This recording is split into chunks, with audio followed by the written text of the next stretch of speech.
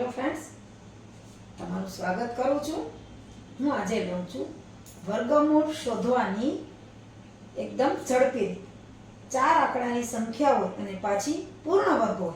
પોઈન્ટમાં વર્ગમૂળ ન આવે પણ એ પૂર્ણ વર્ગ હોય તો એનું વર્ગમૂળ ઝડપથી કેવી રીતે નીકળે એ આપણે જોવાનું છે. હવે જુઓ, આપણને ખબર છે 1 થી 9 ના વર્ગની તો આપણને ખબર જ હોય. ધારો કે આપણે લઈએ છીએ પહેલા વર્ગમૂળ. 1 નો વર્ગ 1, 2 નો વર્ગ 4, એ રીતે આપણને તો ખબર જ છે. એટલે 1 નો વર્ગ 1, 2 નો વર્ગ 4, 3 નો વર્ગ 9, 4 નો વર્ગ થશે 16, 5 નો વર્ગ થશે 25, 6 નો વર્ગ થશે 36, 7 નો વર્ગ થશે 49, 8 નો વર્ગ થશે 64 અને 9 નો વર્ગ થશે 81. આપણને ખબર છે 0 નો વર્ગ તો 0 જ હોય. હવે આમાં ખાસ એ ધ્યાન રાખવાનું કે આપણે જે 1 થી 9 ના વર્ગ લીધા છે એ વર્ગમાં જુઓ એકમના સ્થાને ક્યાંય 2, 3, 7 કે 8 નથી. જુઓ એકમના સ્થાને ક્યાંય 2 પણ નથી, 3 પણ નથી, 7 પણ નથી અને 8 પણ નથી. પૂર્ણ વર્ગની વાત થાય છે. એટલે પૂર્ણ વર્ગ જ્યારે આપણે કરીએ, દાખલા તરીકે 9 છે પૂર્ણ વર્ગ સંખ્યા છે, પછી સીધી 16 પૂર્ણ વર્ગ સંખ્યા છે, 10 છે, 11 છે, 12 છે નો વર્ગમૂળ નીકળે પણ એ પોઈન્ટમાં નીકળે. આપણે પૂર્ણ વર્ગની વાત થાય છે. 9 પછી સીધી 16 પૂર્ણ વર્ગ છે એટલે એમાં કે એકમના સ્થાને 2, 3, 7 કે અને 8 નથી. તો એમાં એક ખાસ ધ્યાન રાખવાનું કે આપણને જે વર્ગમૂળ શોધવા માટેની સંખ્યા આપી છે એ સંખ્યામાં જો એકમના સ્થાને 1 હોય તો અને એનું આપણે જ્યારે વર્ગમૂળ શોધીએ તો એમાં એના વર્ગમૂળના એકમના સ્થાને કાં 1 હોય અથવા તો 9 હોય. કારણ કે 1 ગુણ્યા 1 એટલે 1 અને 9 ગુણ્યા 9 એટલે 81, એનો પણ 1. પછી 2 કે 3 તો ક્યાંય આવશે નહીં, પછી આવશે 4. એટલે કે આપણને જે વર્ગમૂળ શોધવાની સંખ્યા આપી છે એમાં એકમના સ્થાને જો 4 હોય તો એના વર્ગમૂળમાં કાં એકમના સ્થાને 2 હશે અને કાં હશે 8. એનું કારણ છે કે 2 નો વર્ગ 4 છે અને 8 નો વર્ગ 64 છે. એમાં પણ એકમના સ્થાને 4 છે. ત્યાર પછી 5 તો જુઓ આમાં એક જ જગ્યાએ છે. 25 ના વર્ગમૂળમાં 5 છે એટલે 5 નો વર્ગ 25 થાય તો 5 છે એ એક જ આવશે. કે જેની આપણને જે વર્ગમૂળ શોધવાની જે સંખ્યા છે એમાં એકમના સ્થાને જો 5 હોય તો એના વર્ગમૂળમાં પણ એકમના સ્થાને 5 જ આવશે. ત્યાર પછી 6 લઈએ તો 6 જો આમાં બે જગ્યાએ આવે છે. એક તો 4 નો વર્ગ 16 છે એટલે એમાં એકમના સ્થાને 6 અને 6 નો વર્ગ 36 છે એટલે એમાં પણ એકમના સ્થાને 6. એટલે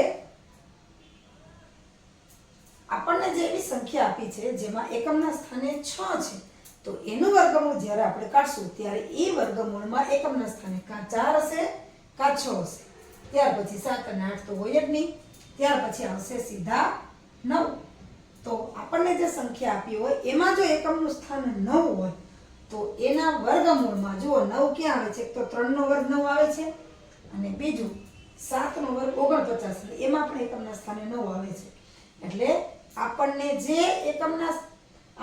જે વર્ગમૂળ શોધવા માટેની સંખ્યા આપી છે એમાં ખાસ એકમનું સ્થાન છે એ જોઈ લેવાનું. જો એકમના સ્થાને 1 હોય તો એના વર્ગમૂળમાં એકમના સ્થાને કાં 1 આવે કાં 9 આવે. બે સિવાય ત્રીજો આપણો ન આવે. જો આપણને જે સંખ્યા આપી છે એના વર્ગમૂળમાં આપણને જે સંખ્યા આપી છે વર્ગમૂળ શોધવાની એમાં એકમના સ્થાને 4 હોય તો એના વર્ગમૂળમાં એકમના સ્થાને કાં 2 હોય અને કાં 8 હોય. પછી આપણને જે સંખ્યા આપી છે એમાં એકમના સ્થાને જો 5 હોય તો એના વર્ગમૂળમાં એકમના સ્થાને ફક્ત 5 જ હોય, એક જ આંકડો હોય. ત્યાર પછી જે સંખ્યા આપી છે એના એકમના સ્થાને જો 6 હોય તો એના વર્ગમૂળમાં એકમના સ્થાને કાં 4 અને કાં 6 હોય. અને જો આપણને જે સંખ્યા આપી છે એના એકમના સ્થાને 9 હોય તો એના વર્ગમૂળમાં એકમના સ્થાને કાં 3 હોય અને કાં 7 હોય. પૂર્ણ વર્ગમાં આટલા જ આંકડા હોય. એટલે ખાસ આના ઉપર જ આપણે વર્ગમૂળ છે શોધવાના છે. હવે આપણે ઉદાહરણ જોઈ લઈએ.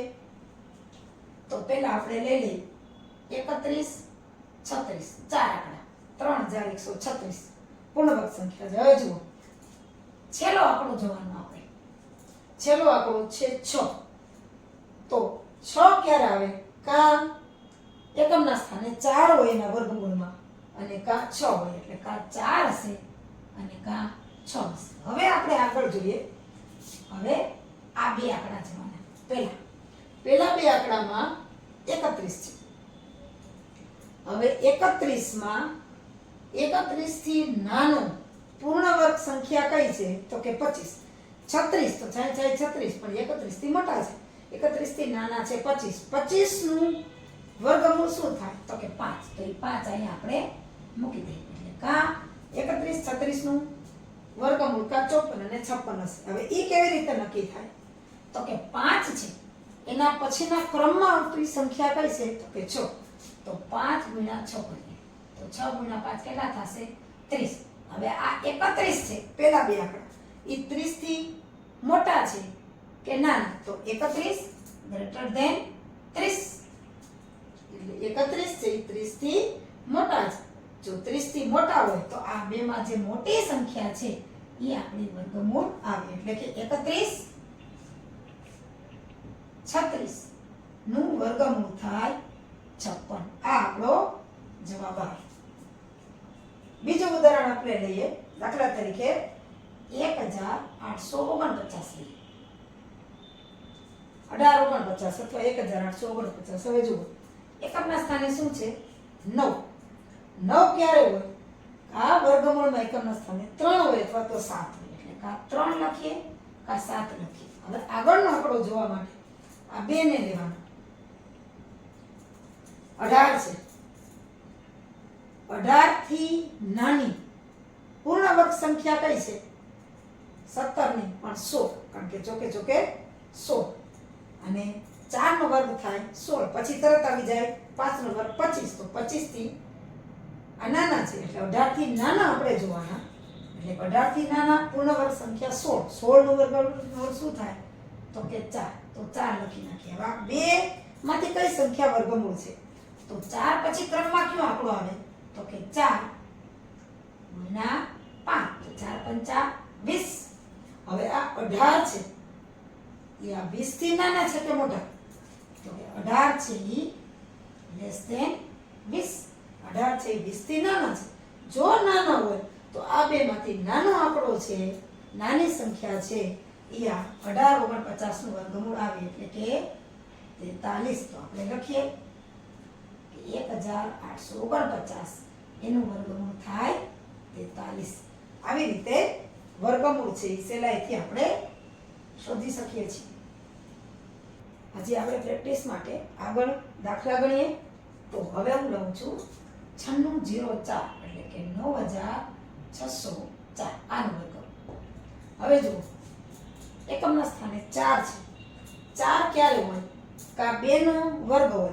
2 નો વર્ગ 4 અને કા 8 નો વર્ગ હોય 64. તો પણ એકમના સ્થાને 4 આવે. જો કા 2 નો વર્ગ હોય 4 અને કા 8 હોય એટલે કે એકમના સ્થાને 4 આવે. એટલે કા આપણે મૂકીએ અહીંયા 2 અને કા 8.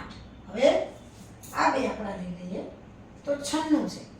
96 થી નાની પૂર્ણ વર્ગ સંખ્યા કઈ છે? તો 81. 81 નું વર્ગમૂળ થશે 9. 9 ને 81. 9 પછી લે 10. તો 10 નો વર્ગ 100 થાય. 100 કરતા તો 96 નાના છે. એટલે 96 થી નાની, 96 થી આગળની પૂર્ણ વર્ગ સંખ્યા છે 81. 81 નું વર્ગમૂળ 9. એટલે બે બાજુ આપણે 9 મૂકી દઈએ. હવે આનો જવાબ 92 છે કે 58 એ જોવા માટે 9 ગુણ્યા એના પછીની સંખ્યા એટલે કે 9 ગુણ્યા 10 એટલે આવશે 90. તો આ 96 છે એ 90 થી નાના છે કે મોટા? તો કે 96 છે એ 90 થી મોટા છે એટલે કે ગ્રેટર ધેન 90. તો આ બેમાં જે મોટી સંખ્યા હોય ઈ આનું વર્ગમૂળ થાય. એટલે કે 96 04 એનું વર્ગમૂળ 92 ની પણ કેટલું થશે? 98. આ જવાબ આવે. ત્યાર પછી હજી આપણે કરીએ 6724 આનું વર્ગમૂળ લઈએ. તો આમાં પણ એકમના સ્થાને છે 4. 4 ક્યારે હોય? કે કા એકમના સ્થાને 2 હોય અને કા 8 હોય. આમાં પણ આપણે લખીએ કે 2 અને 8. હવે અહીંયા જોઈએ 67.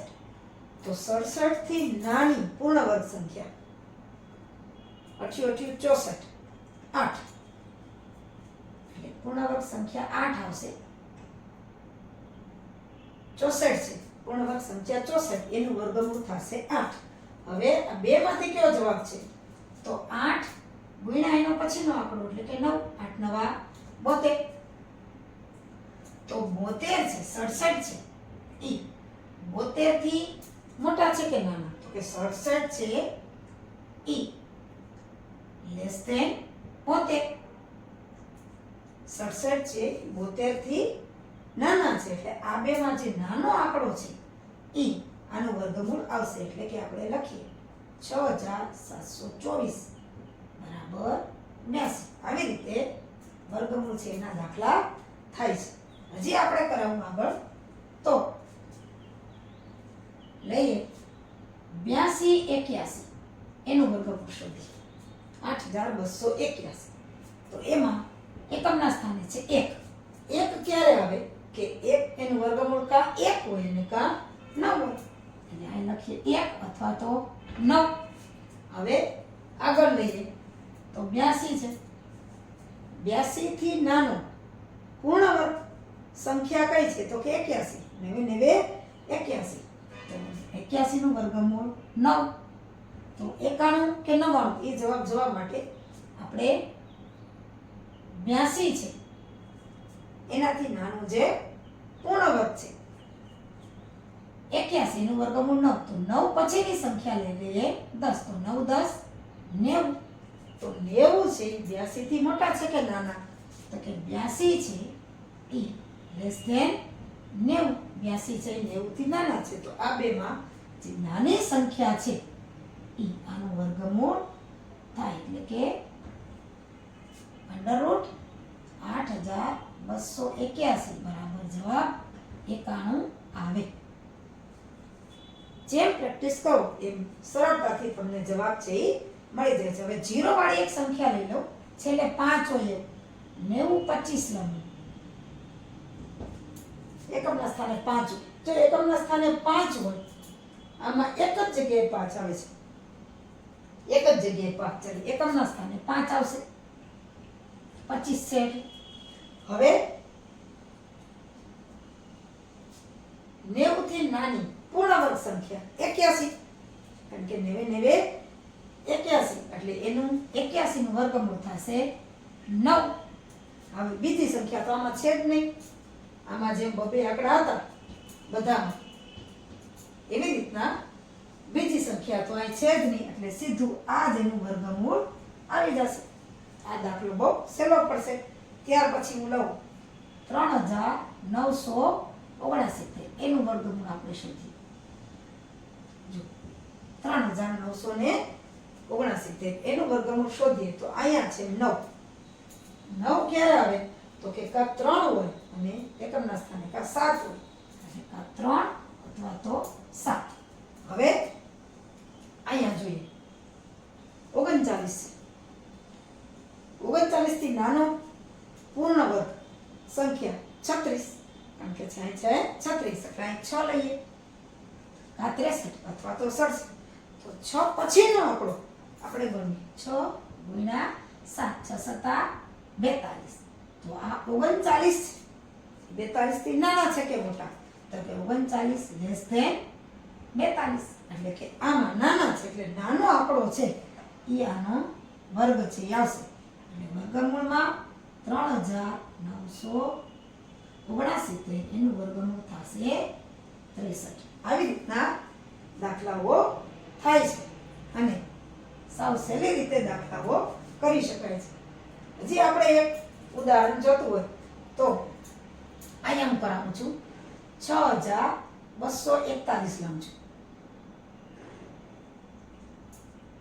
6241 એક છે છેલ્લે તો એક ક્યારે આવે કા 1 હોય અને કા 9 હોય એટલે કા 1 અથવા તો 9 જેટલા તમે પ્રેક્ટિસ કરો એટલે દાખલા તમને ઝડપથી આવડી જાય. હવે અહીંયા છે 62 થી નાનો પૂર્ણ વર્ગ 88 64 એ તો 62 થી વધી ગયા. હવે 8 પછી લઈ લો 7 7 7 49 તો 49 આનાથી નાનો છે એટલે અહીંયા 7 લખો બે જગ્યાએ હવે 71 છે કે 79 જવાબ છે એ જોવા માટે 7 ગુણ્યા એનો પછીનો આંકડો કરીએ 8 તો 8 સત્તા 56 56 છે